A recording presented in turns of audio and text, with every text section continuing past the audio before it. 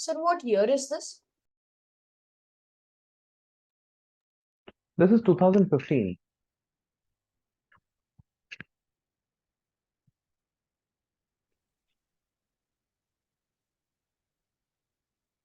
Next problem I'm going to give you as homework because I feel it's, a manageable problem.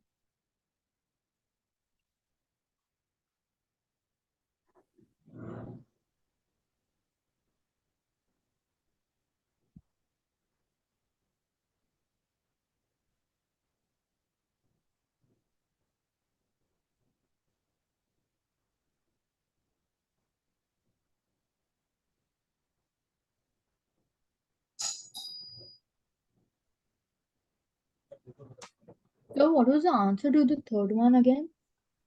24.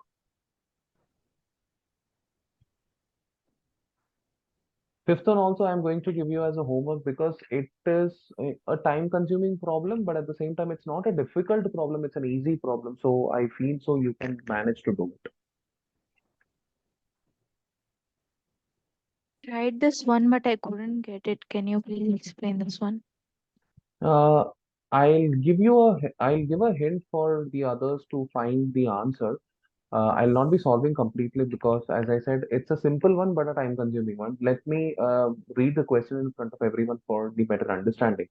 In the figure So, and given, after you read it, let me just explain just a minute. In the figure given, the rectangle PQRS is made up of six identical squares. So which means like all are having same value. Okay, let me consider for my sake of simplicity, let me consider all of them as one. Okay, or maybe all of them as two I can consider since there is a midpoint stuff. Okay, so I'll consider all of them as two. So this is one, one, one, one, two, two, one, one, like this. Okay. Yeah, points U, V, W, X, Y, Z, they all are midpoints. That's what they have mentioned in the question. Which of the following triangles has the greatest area? That's what they're asking. So the first option is PVU. Obviously, unfortunately, in this case, we have to do trial and error method because they have not given us any value. All they have given us four options. They are asking which is having the greatest area.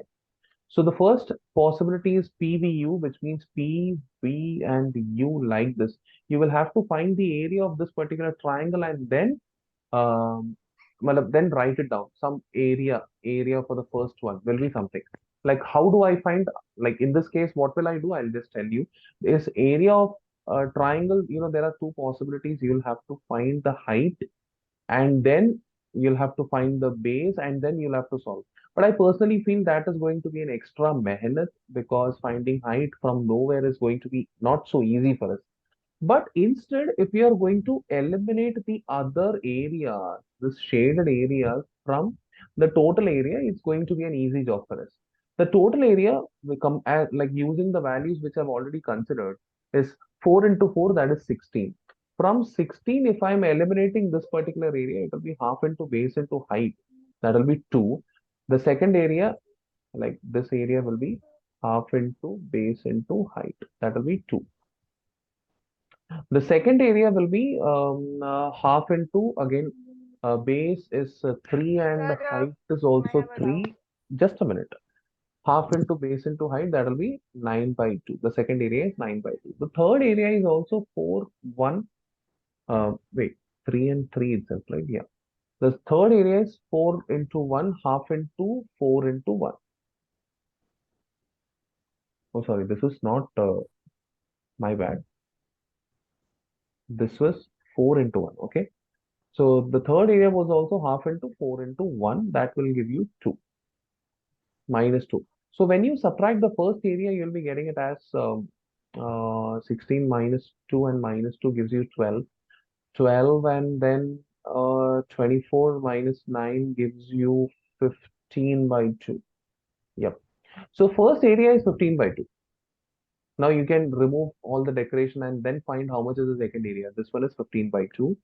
Now find how much is the second area using the same logic. P, Z, P, X, Z. So for P, X, Z, I'm not going to solve for all of them, just giving you a gist. Okay. For P, X, and Z, this one is much more easier than the other one because this can be broken into two different triangles. First, you find this triangle, half into base into height. Base will be How much is this? Okay, base cannot be found easily. So in this case also you'll have to do the same thing here. You'll have to do like big area minus small areas. So in this case, what you can do, you can just consider this much of rectangle. From this total rectangle, you can eliminate this shaded portion, this shaded portion, this shaded portion. You'll be getting this area. That is your second value, some value, then third value, then fourth value. You'll have to compare which is the greatest value. So this is one thing. And in between, if you feel while drawing, if you're feeling, "Arey, this looks like a bigger triangle as compared to the other," or if any triangle is looking smaller, even like after drawing, you can directly eliminate that. That is also one possibility. Okay. Yes. What was the query, by the way?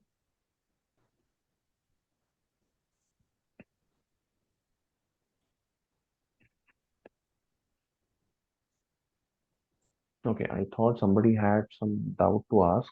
It's okay. If the doubt still Yes, sir. persists. Can you please explain the question number three again? Question number three. Okay. So this was question number five. Okay.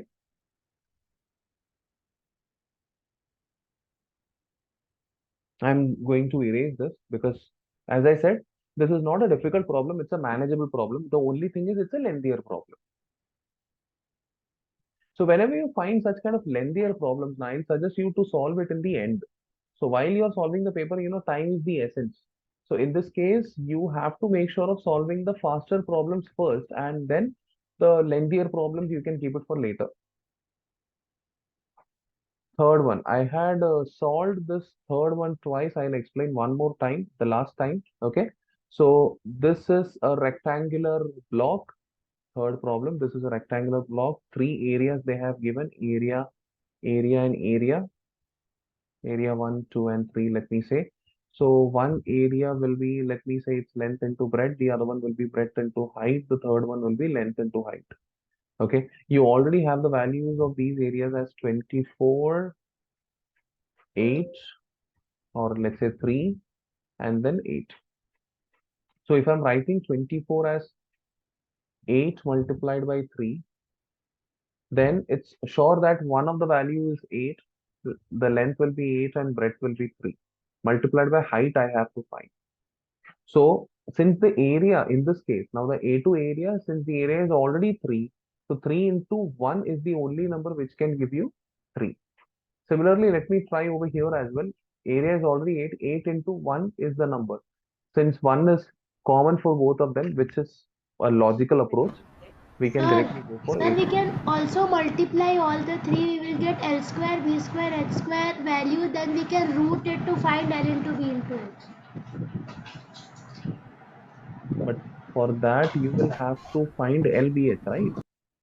Oh, like that. Oh, No, sir. multiplying all three areas. Ah, ha, ha, ha. Understood, understood. Now, that is another approach, yes. So in this case, when you have three areas and you're supposed to find volume, what you can do, you can multiply all three areas. When you multiply all three areas, you'll be having L square, B square, and H square. So A1, A2, A3 is L square, B square, H square. When you take a root of it, it becomes LBH, which is again the volume itself. So that is another method, which will again give you the same answer, 24. Okay.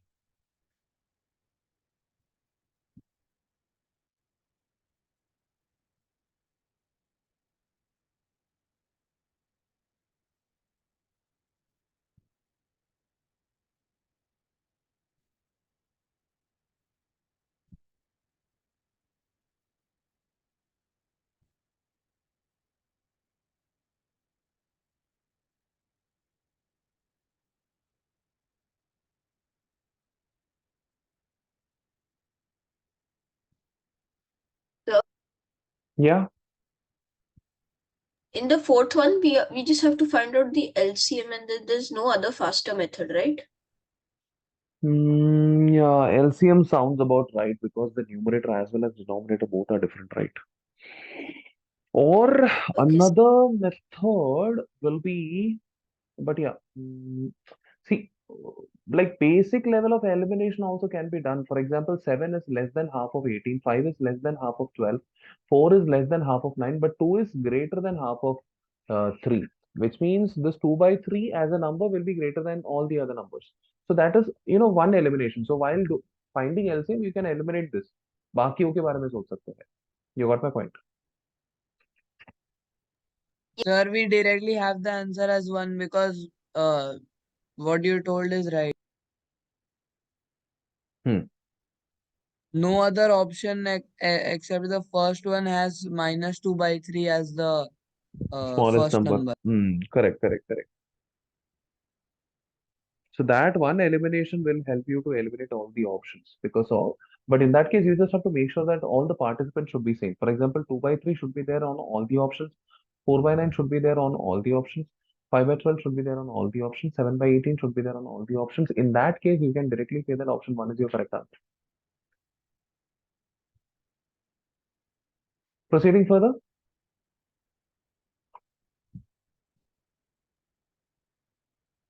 Sixth question, a football shown is made by sewing 12 black pentagonal panels and 20 white pentagonal panels. There is a joint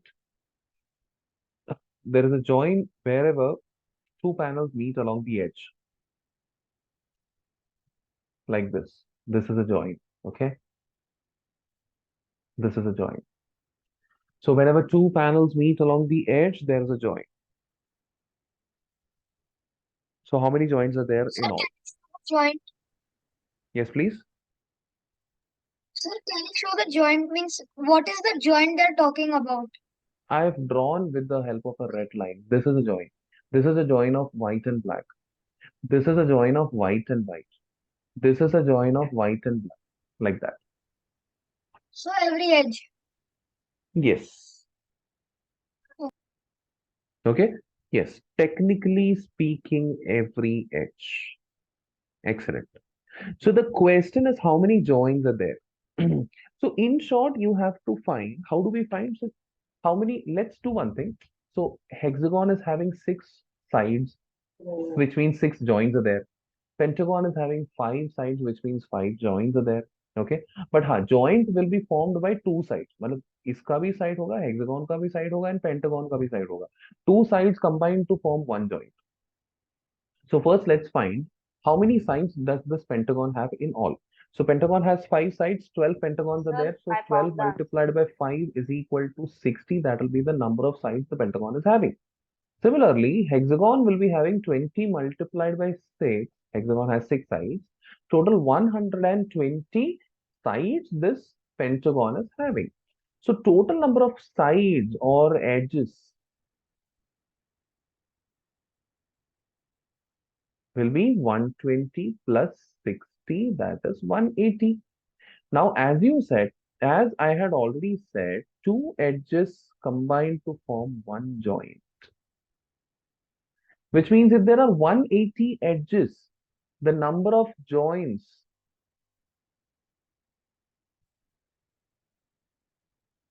is equal to 180 divided by 2, that is 90. That's your answer. Yes, Priya. Yeah. Sir, I got an easier method actually. Like now there are 12 black pentagonals. So Mhm. like 12 into 5 is 60.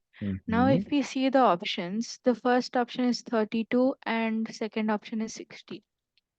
So both of the option cannot be the answer. Now if we take the fourth one, we even have white hexagonals, so it cannot be exactly 60. So the only option remaining is 3. So it's 90. If the white hexagon, hypothetically speaking, if the white hexagon was not 20, but it was also 12 hexagons, or maybe number of sides of hexagon was also equal to 60, then in that case only 60 could have been the answer. Otherwise, the answer is 90. But yes, I understand your point. By the process of elimination, you have reduced your time. Very good job.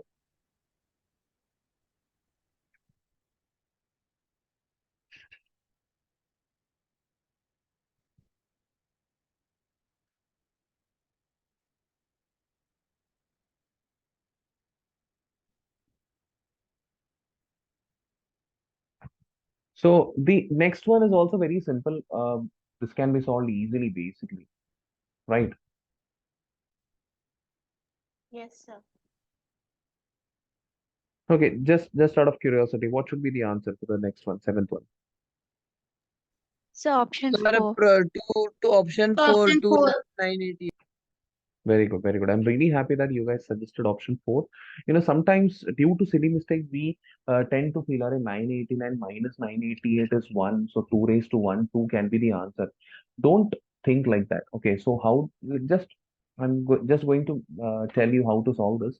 So this goes like this, 2 raised to 988, you'll have to take common from both the numbers. Here you'll be left with 2 raised to 1 minus, here you'll be left with 2 raised to 0, that is 1. But nothing will be left, you'll be left with 1. So 2 minus 1 is 1. 1 multiplied by 2 raised to 988, your answer is option 4.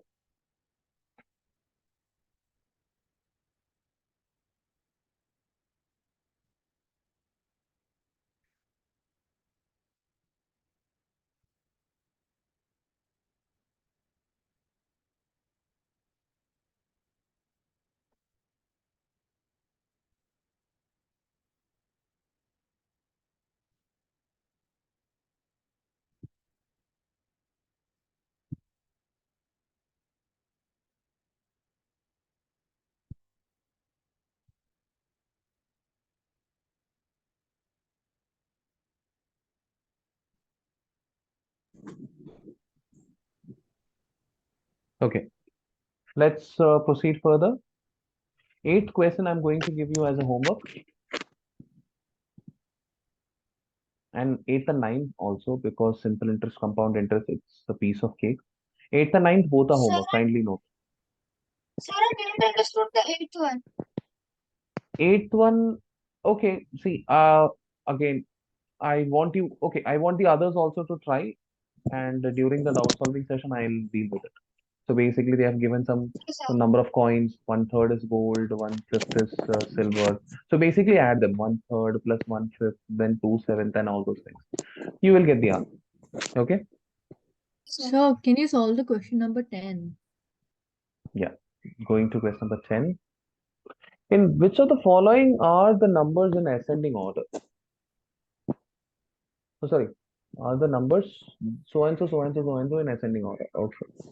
So generally, to find the ascending order, you'll have to create a common, base number for them. So in this case, the common base number, oh, by the way, it's 3. Okay, wait, just a minute. You'll have to convert 4. Hmm.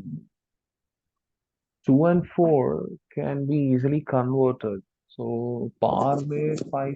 Okay. So in this case, what I can think of is, first of all, this can be written as 4 raised to 250 for your kind information. This can be written as 4 raised to 100. Out of which, if we are speaking about ascending order, this is a smaller number, this is a bigger number. Okay. Then comes 5 raised to 200. So 4 raised to 100 से बड़ा ही होना चाहिए 5 raised to 200. And then 3 raised to 300. But yes यार, just a minute. Common number कैसे लेके आएगा इसमें? But one So thing the we can do. See, if the base numbers cannot be common, then what we can do is we can make the power common. That's a simple job for us. So this can be written as, सबको I'll do one thing. सबको I'll make it 100. Okay, that's Sir, an no easier job need for to me. do these all things. Sir, we have Wait, let me found just that complete. that Palash, just a minute. Let me just complete. Then I will welcome your suggestions. Okay. Yeah. So this can be written as 2 raised to 5, then raised to 100. 2 raised to 5, then raised to 100. Okay. That can be written as 32 raised to 100. The other one is 4 raised to 100. The other one is 5 raised to 2, then raised to 100. That gives you 25 raised to 100. The other one is 3 raised to 3, then raised to 100. That gives you 27 raised to 100. So this is 32. I'm just writing it 32 over here. So this is Sir, 32, how then did you get 4, it? 25? 5 raised to 5. Sorry, 5 raised to 2. It's 5 raised to 2, then 100, right? 5 square is 25. Oh, okay. Understood. Here we have 3 raised to 3, which is 27. Here we have 2 raised to 5, which is 32. So out of which 4 is the smallest number, so 4 raised to 100 should come first. Then, which is the next number? 25 is the next number. 25 means 5 raised to 200 is the next number. This should come second. Then 27 is the next number, which means 3 raised to 300. Then 32, which means 2 raised to 500. So option 2 should be your correct answer. This is a standard method. Now tell me, Polish, what were you suggesting? Sir, I was suggesting the same. I thought you were doing something different. That's great. Take it. So can you please explain again? Sure. So, initially we thought of I making understood the conversion part. Then only how did you like divide it in that base you have put in ascending order like that? correct. Base I've put in ascending Oh, order okay, because okay, the powers are same. okay, okay. Thank you. Hmm.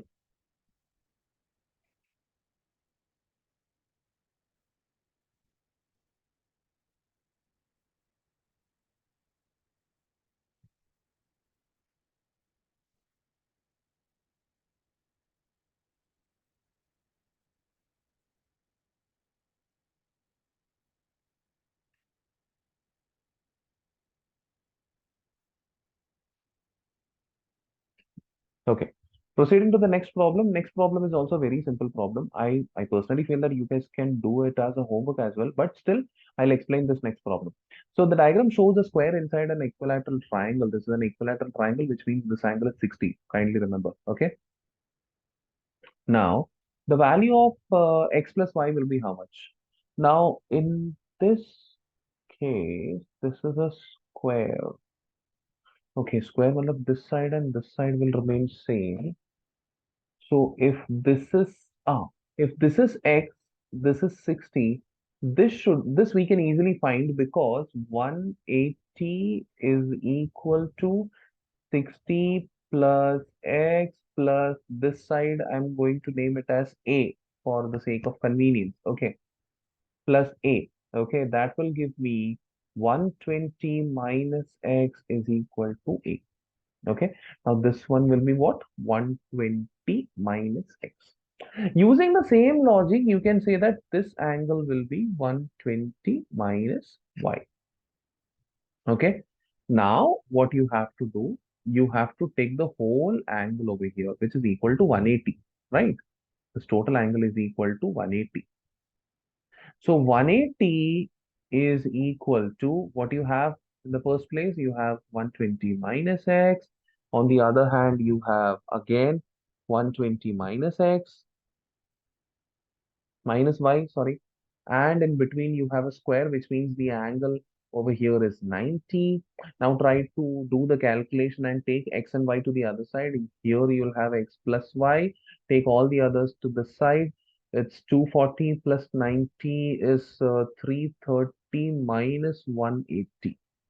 330 minus 180 is 150. Your answer is option 3.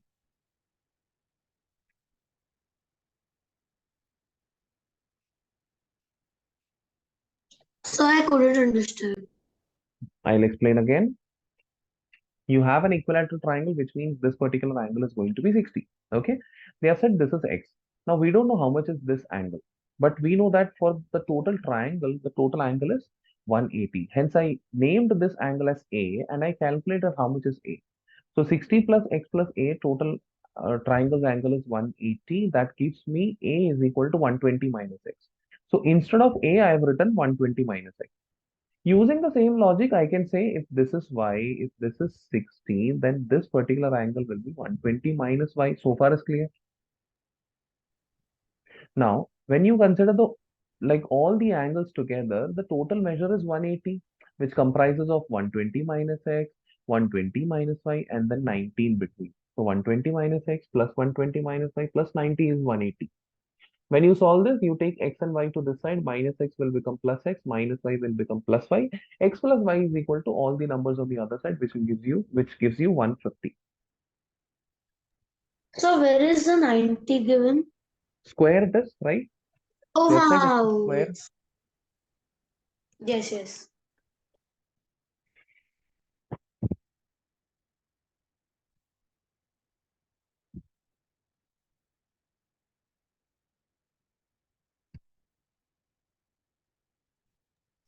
Sir, actually, I wanted to ask that the 8th and 9th are not homework. 8th and 9th are homework. Yeah.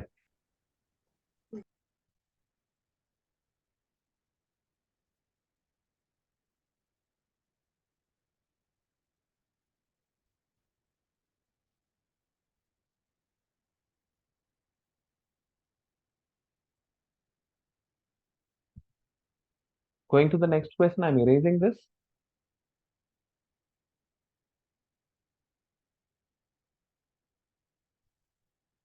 Okay. Proceeding to the 12th problem. Again, 12th is also an easy problem. How many digits does this number 1000 raised to 1000 have? So 1000 might be a bit confusing number for you. Let's do one thing. Let's convert this 1000 as 10 raised to 3, then raised to 1000. Okay, 1000 is 10 raised to 3 itself. That gives you 10 raised to 3000 as your number. Now this 10 raised to 3000 will always have one extra digit, like whatever is the power plus one will be your total number of digits. Because how So much it is means 3001 is your correct answer. Correct. For example, if the number is 10 raised to 2, 10 raised to 2 is equal to 100. 100 has two zeros because it is 10 raised to 2 and then an additional one. Similarly, if you consider 10 raised to 3, it has three zeros and then 1 plus 1. So how much ever is the power plus 1 will be your number of digits. Here the power is 3000, hence your number of digits will be 3001. Okay. Sir, using the same logic, can't we calculate like 1000 raised to 1000 will have just one more digit than 1000, and the answer can also be option B. No, because this logic applies only for 10, not for all the numbers. Okay, sir, got it. Hmm.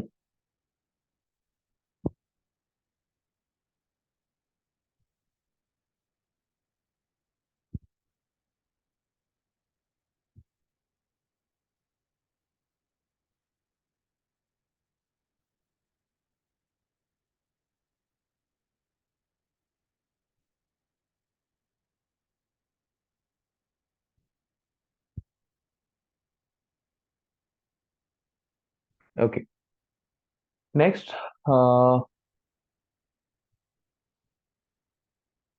width of a rectangle is doubled and the length is half. So width को double कर दिया, length produces a square with perimeter P. What is the perimeter of the original rectangle? So original rectangle's perimeter, okay, the new perimeter is basically P, which consists of double the width, and the width is doubled, width multiplied by 2 plus half length multiplied by 2, because the perimeter formula is length plus breadth multiplied by 2, right? So when you solve this, you'll be having 4, but the original perimeter P1 was width plus length multiplied by 2. So length is half, but the width is doubled. When we divide them, Excuse me, sir. yeah, we will get the answer. Yeah, Sir, I got the answer as option 1. Can I share my method?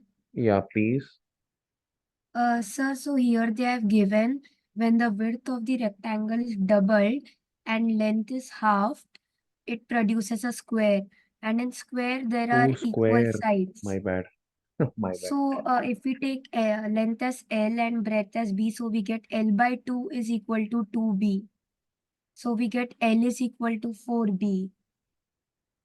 Correct. And L by 2 is the side of the square. If we multiply by 4, we get P. So we Yes. get the relation 2L is equal to P. So So we get perimeter L is is equal equal to P to, by 2. very good. Perimeter is equal to 4 times side, it is basically. So in this case, matlab width is half. So width upon 2 is equal to length, sorry, width is doubled, right? Width multiplied by 2 is equal to length divided by 2, because after they become square, their sides are same. So that gives us L is equal to 4 times width. Yes. So once you have that, the perimeter of the square is 4 times whichever number is convenient for you, 4 times side, whichever is convenient for you. Let me say it is L by 2. So perimeter gives me 2L. Okay. Now, in the next step, P1 was the original rectangle. So instead of width, I'll substitute L by 4. So I'll substitute L by 4 instead of width plus L multiplied by 2. That gives me 5L by 4 multiplied by 2. But now this 2L is equal to perimeter. So 2L is equal to perimeter. That gives me 5 by 4 multiplied by perimeter. So can you explain from starting because I didn't understand. I'll explain. Now initially we had a rectangle with width W and length L. When we doubled the width and reduced the length, it became a square with one side W multiplied by 2 and the other side L by 2. Now since it is square, both of them are same. So first of all, I equated them. W into 2 is equal to L by 2. That gave me L is equal to 4W. Now, perimeter of the square is L by 2 multiplied by 4. So L by 2 multiplied by 4, that gave me perimeter is equal to 2L. So in future, whenever I see 2L, I'm going to substitute this. Okay. Now, considering the perimeter of the rectangle, P1, it's basically width plus length multiplied by 2. Now, the width can be written as L by 4 because L is equal to 4 into width. So instead of width, I've written L by 4 plus L multiplied by 2. I did LCM. I got 5L by 4 multiplied by 2. L multiplied by 2 is the square perimeter basically. When I substituted, I got P over here. Hence, P1 is equal to 5 by 4P. Okay, sir, Okay. understood. Thank you. Now, dear children, 14th and 15th, I'm going to give you as homework. In the next class, we'll be starting with the next paper. आज के लिए इतना ही काफी है. See you in the next class. Till then, take care. Bye-bye. Bye, sir. Thank you, sir. Good night, sir. Good night. Hi, sir. Thank you, sir. Good night. Bye, sir. Thank you, sir.